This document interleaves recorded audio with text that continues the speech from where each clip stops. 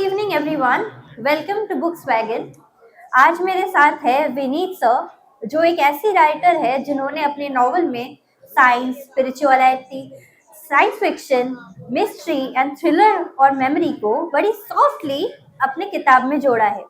उनकी ये debut novel है 40 आवर्स द अनबाउंडिंग, जो कि सिर्फ एक ट्रैवल स्टोरी नहीं है।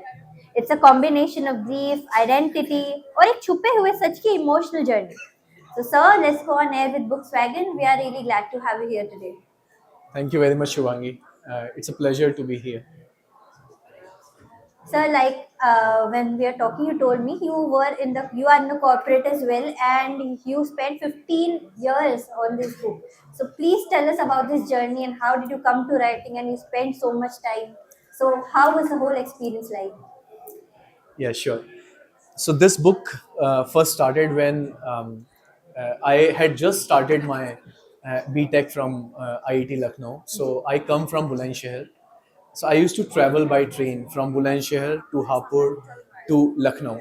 And every time I was there on that train, new people I will meet, I'll speak, I'll learn about their lives.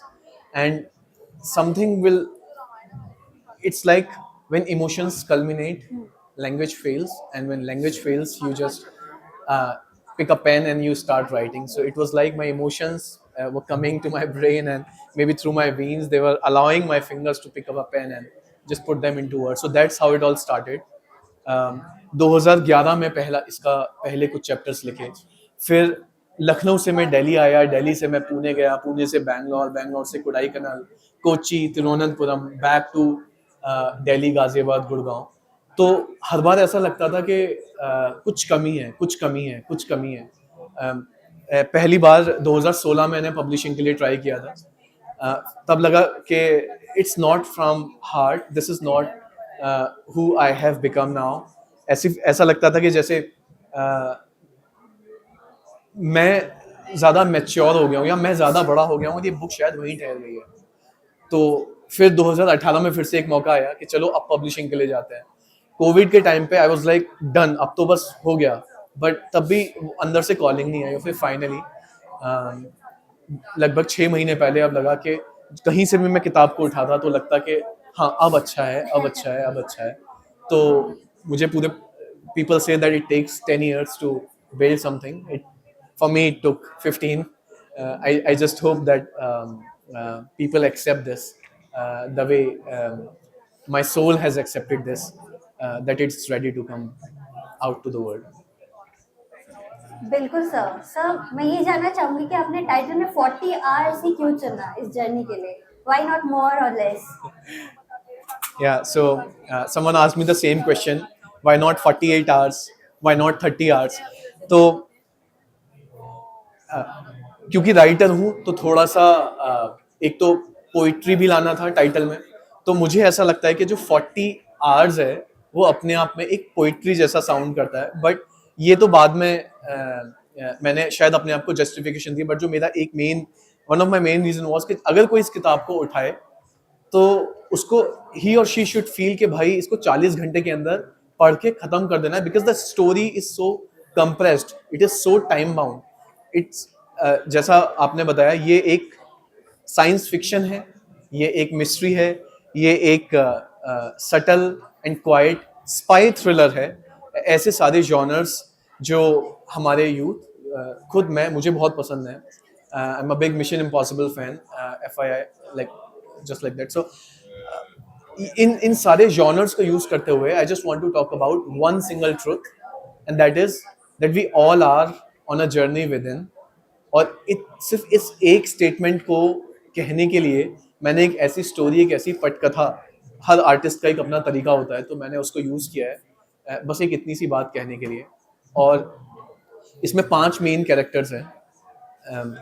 तो sometimes we feel that I'm sure you'll also feel, all of us feel like that there comes a moment in life, उससे पहले और उसके बाद हम clearly decipher कर सकते हैं कि लाइफ इसके बाद ऐसी थी और इससे पहले ऐसी थी, और उसके पहले वाली लाइफ शायद हमको याद भी नहीं रहती है।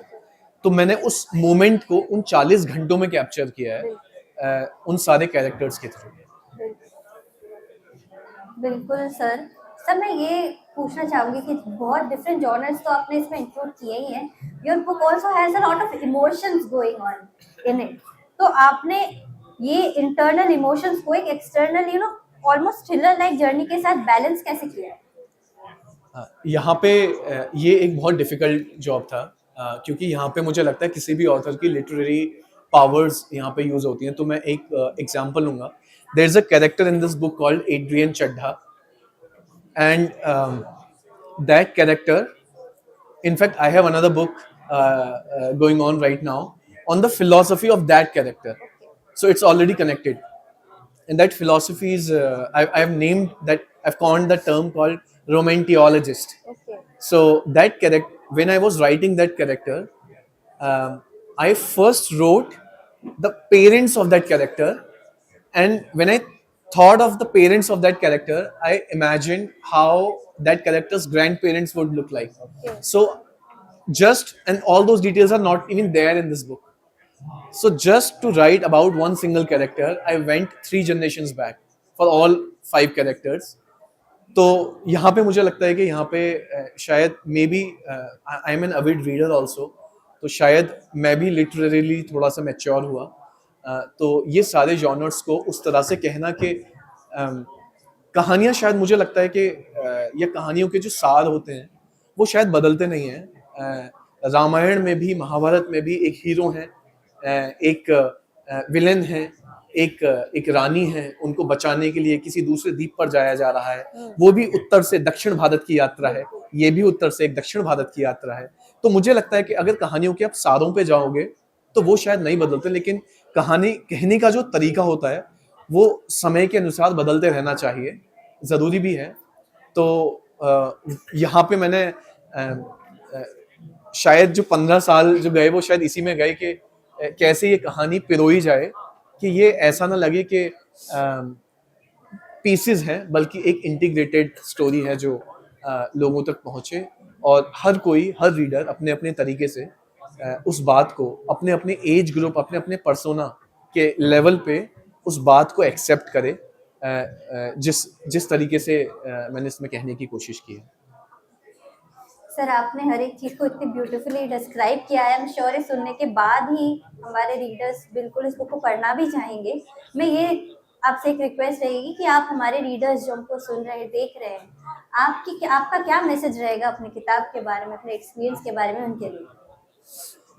मैं बस ये बोलना चाहूँगा कि जैसे हम सब लोग यहाँ पे, मैंने ये जो जर्नी होती है, it starts from my hometown city, Bulandshahr. Bulandshahr, if some of you have heard, it's